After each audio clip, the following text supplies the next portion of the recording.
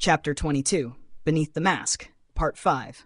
Mina's heart sank. She didn't want to see Lucas struggle, especially not like this. His mind had already been pushed to its limits, and she knew he needed rest. But if the assassin's silence continued, they would be at a loss. She hesitated, torn between waking Lucas or letting him rest. In the end, her decision was clear. She leaned down, brushing her lips against his forehead, whispering as if it might somehow reach his fading consciousness. "Rest, Lucas. We'll figure this out." With a deep breath, she straightened up and turned toward Thomas. "We need to keep him alive," she said, nodding toward the assassin. "He knows something." Thomas grimaced but nodded. "I'll handle it." The conversation dropped into a heavy silence, and just as they continued to try and figure out their next move, a sudden knock on the door jolted them both. Mina's heart skipped in her chest, and she quickly turned her head toward the door, her body tensing. Thomas stood abruptly, his eyes narrowing. "Who is it?" he asked, his voice low but steady. There was a brief pause before the door opened, revealing the familiar, hulking figure of Torgar. His face was set in a serious expression, his dark eyes scanning the room before landing on the bound assassin. "I see you've got him," Torgar said, stepping inside with the air of someone who was not easily impressed. He looked over at the assassin and then back to Thomas and Mina. "I didn't come here for him, though." Thomas raised an eyebrow. "Then why are you here?" Torgar's gaze softened ever so slightly, but the gravity of his words made it clear he was not here for casual conversation. "There's something you should know." He paused, glancing back at the assassin. "A war is brewing, between the cult of the Sent Ones and the cult of the Unbound. Things are escalating more quickly than anticipated. Soon there may be no safe place for you. The cult of the Sent Ones, they can protect you. They can shelter you at the settlement on the plateau. But you must understand, this isn't something you can walk away from." Mina's thoughts swirled as Torgar's words sank in. A war? The cult of the Sent Ones protecting them? She could feel the weight of it all, and it made her head spin. Thomas looked at Torgar with suspicion, but something in the dwarf's tone conveyed urgency, a hint of sincerity. "And the Unbound cult? What will they do?" Torgar gave a grim smile. "The Unbound wants you dead, Lucas alive or not. They're not interested in you living long enough to be a threat. And the Sent Ones, well, they may not have much time left either." Mina's heart sank further. The war between the two cults, the threat to their survival, it all felt like too much to grasp in a single moment. "I'll take the assassin off your hands," Torgar added quietly, motioning toward the bound man. "He'll be dealt with at the temple, where he can't cause any more trouble." Lucas remained still in his bed, oblivious to the conversation happening around him. Mina looked down at him, her heart heavy. "Is it a good idea to trust them?" she asked, her voice barely above a whisper. Torgar gave her a slow, careful look. "You'll have to decide that for yourselves." With that, he left, taking the assassin with him, leaving Thomas and Mina to face the uncertain future ahead. Mina sighed, her mind racing. She could feel the weight of the choices pressing on her, on all of them. But for now, there was nothing more to do. They needed rest. As Thomas settled into the second bed in the room, Mina laid down beside Lucas, her eyes drifting over his wounds. The faint rise and fall of his chest gave her some comfort, even as her thoughts raced. The night seemed endless. The night wore on, the room bathed in the faint glow of a dying fire. Outside, the wind howled against the walls of the inn, sending occasional shivers through the wooden frame. Mina sat by the window, her eyes fixed on the dimly lit street below. The settlement was quiet, but her mind was anything but. Thomas snored softly in the bed across the room. He'd tried to stay up longer, to keep watch after Torgar's visit, but exhaustion had finally claimed him. Lucas, still unconscious, lay beside her on the bed, his breathing steady yet shallow. The sight of him so still made her heart ache. She gently tucked the blanket higher around his shoulders, her fingers brushing against the edge of his bandages. Her thoughts drifted to Torgar's ominous warning. War was brewing, and they were caught in its crossfire. The cults were dangerous, but so was leaving. She sighed, her gaze returning to the window. The soft glow of lanterns lit the settlement, casting long shadows that danced with the flicker of the wind. And then she saw him. At first she thought it was a trick of the light, but as the figure drew closer, her heart skipped. A familiar man in a dark coat moved swiftly through the street below, his posture stiff and purposeful. She knew that stride. It was her butler. Mina's breath caught in her throat. How did he find us? She turned away from the window, her mind racing. Thomas, she whispered sharply, but he didn't stir. She shook her head and glanced back outside. Her butler stopped near the inn's entrance, his sharp eyes scanning the surroundings.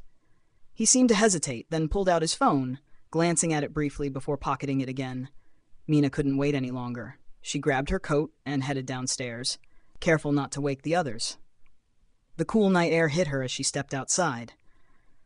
She shivered slightly, but the sight of her butler standing a few steps away drove away any lingering hesitation. "Sir Wallace?" she called softly. The man turned, his sharp eyes softening the moment he saw her. "Miss Mina," he said, his voice a mix of relief and urgency. "Thank the stars. I've been searching for you everywhere." Mina hurried over, her emotions finally breaking through the fog of the past few days. "How did you find me?" she asked, her voice trembling. Wallace gave a small, reassuring smile. "Your father's been tracking news from Kingston since your disappearance. When word reached us about the incidents in the Dwarven settlement, we followed the trail. I've been gathering clues, and it led me here." Mina's eyes widened. "Father?" Wallace nodded, his expression softening further. "He's been worried sick, Miss Mina. He's been working tirelessly behind the scenes, hiring lawyers, investigators, anyone who could help." Tears welled up in her eyes. The weight of everything she'd been holding in threatened to overwhelm her. "I need to talk to him," she whispered. Without a word, Wallace pulled out his phone and dialed. After a few rings, Mina's father's voice came through, deep and familiar. "Wallace, did you find her?"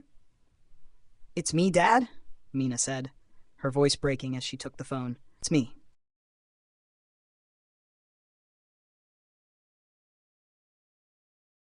There was a pause, and then her father's voice softened. "Mina, oh, thank God. Are you safe? Are you hurt?" "I'm okay," she said, though the tears streaming down her face told a different story. "But it's been so hard. So much has happened since we escaped Kingston." Her voice trembled as she recounted the events, from the chase through the city to their current predicament. She didn't hold back, letting the weight of her fears and struggles pour out. Her father listened quietly, his occasional murmurs of reassurance grounding her as she spoke. When she finally finished, he sighed deeply. "You've been through so much," he said. "But you're strong, Mina. You've always been strong." "I don't feel strong," she admitted, her voice barely above a whisper. "That's because you've had to carry this burden alone. But you're not alone anymore. Wallace is there, and so am I. We'll do everything we can to help you." Mina nodded, though he couldn't see it. "Thank you, Dad." They spoke for a few more minutes, her father outlining the steps he'd taken to protect her and offering advice on how to navigate their current situation. When they finally ended the call, Mina felt a small but significant weight lift from her shoulders. Wallace pocketed his phone and looked at her with a newfound determination. "Your father has given me clear instructions to ensure your safety," he said. "From this moment on, I'll be staying with you and your friends." Mina blinked in surprise. "But you're a butler." Wallace's lips twitched into a faint smile. "A butler, yes, but also much more. Your father has always ensured that I'm well trained in certain skills. I'm armed and capable of protecting you, whether that involves espionage or combat." Mina stared at him, her mind struggling to reconcile the man she thought she knew with this revelation. "You're saying you're a spy?" "Something like that," Wallace said with a shrug. "I was trained to serve and protect, Miss Mina, and that includes keeping you safe from threats like the ones you're facing now." Mina shook her head in disbelief, a small laugh escaping her lips. "All this time, I thought you were just a quiet, dependable butler, and now you're telling me you're some kind of secret agent?" Wallace chuckled. "I prefer discreet protector, but yes, and I'll do whatever it takes to keep you safe." Mina felt a surge of gratitude and relief. For the first time in days, she felt like they had a real chance. With Wallace by their side, maybe, just maybe, they could find a way through this. "Thank you," she said softly. Wallace gave a small bow. "It's my duty, Miss Mina. Now let's get you back inside. You need rest." They returned to the inn quietly. As Mina stepped back into the room, she found Lucas and Thomas still asleep, the room as still and quiet as she had left it. Wallace settled into a chair near the door, his sharp eyes already scanning for any signs of danger. Mina lay down beside Lucas once more, her hand resting lightly on his arm.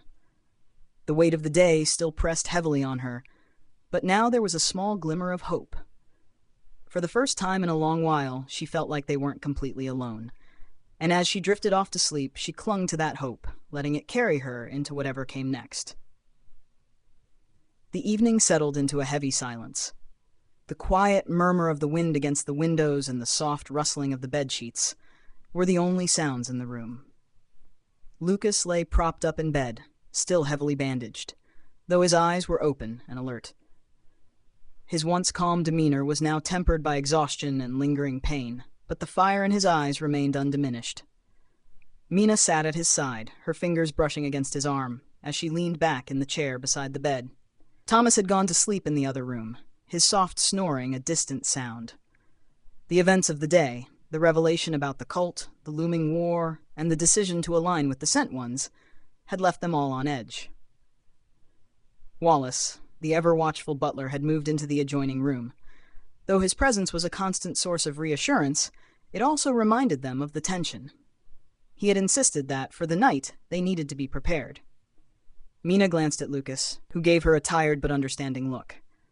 "We can't just sit here, can we?" she asked quietly, her fingers instinctively running through the strands of his hair. She'd always known that their escape wouldn't be the end of their struggle. It wasn't even the beginning of the end. "No," Lucas agreed softly, his voice hoarse. "But we have options. Torgar says the Sent Ones will protect us. They can give us shelter, and maybe answers. But we can't trust them completely. Not yet." His gaze darkened. "But we can't go back to Kingston. Not after everything." Mina nodded slowly, feeling the weight of his words sink in.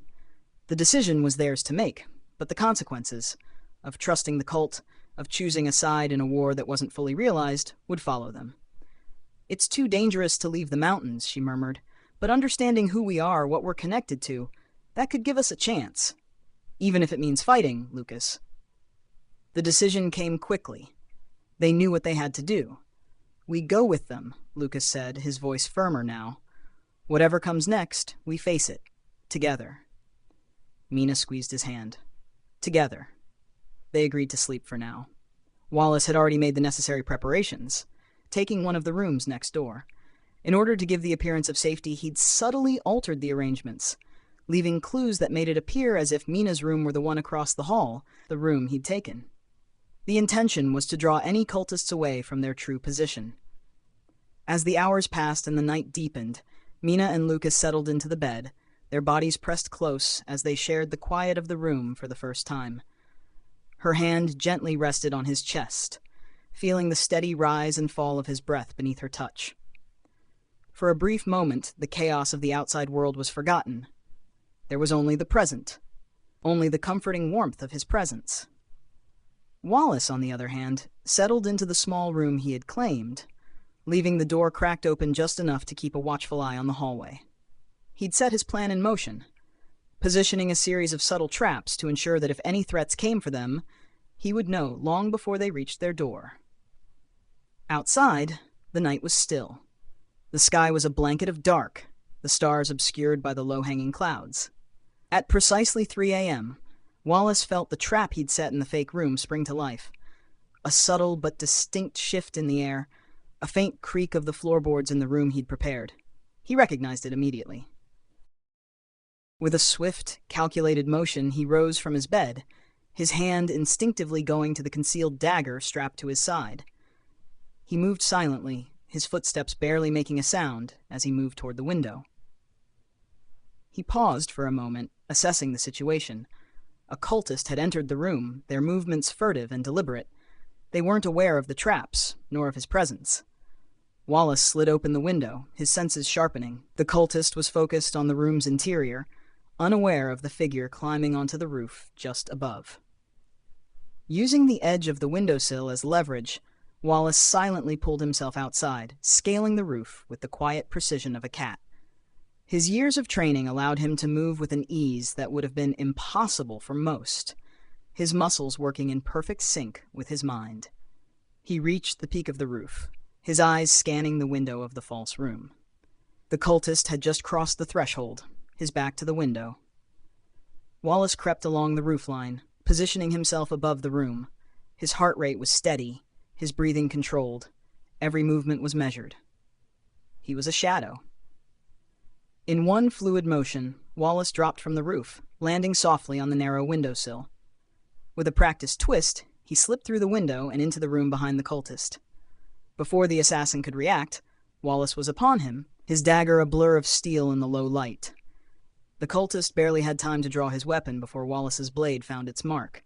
A quick, clean cut to the throat.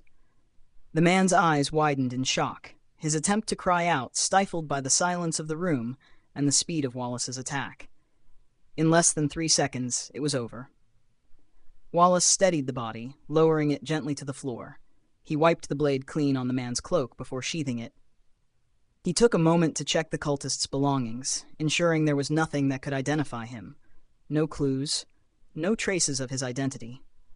Then, with methodical efficiency, Wallace rolled the body in the rug from the floor, ensuring no blood was left behind. There was no time to waste. He dragged the rug to the window, carefully hoisting it outside and lowering it down to the ground below. Using the cover of the shadows, he moved quickly, carrying the body to a nearby alley where he disposed of it. The entire process took less than 10 minutes. When he returned, Wallace was careful to erase any trace of his presence. He slipped back through the window, his movements as quiet as when he had first entered. The room was once again empty, still. As he returned to his own room, Wallace took a moment to check the layout of the inn. There were no signs of further intruders. He returned to his post by the door, resuming his watch. Nothing else moved in the night. Back in the room with Lucas and Mina, the hours passed without incident. Morning came too soon, and with it, a fresh determination. Wallace joined them in the room just after dawn, his face impassive, but his movements sharper than before. "The cultist has been dealt with," he said simply. "We are clear for now."